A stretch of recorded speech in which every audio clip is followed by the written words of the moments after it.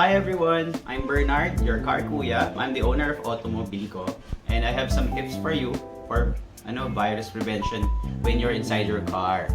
So like for example, hindi niyo maiwasan, maraming gusto makisabay sa kotse ninyo, hindi niyo kilala. So syempre natatakot kayo baka mahawa kayo sa virus.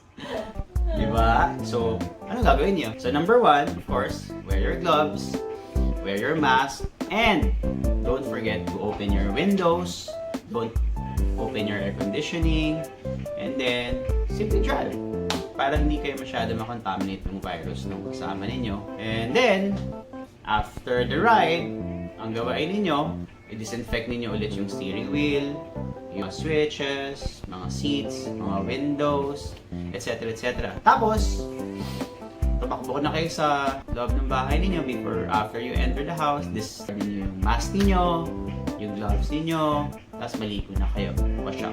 Okay? Bye!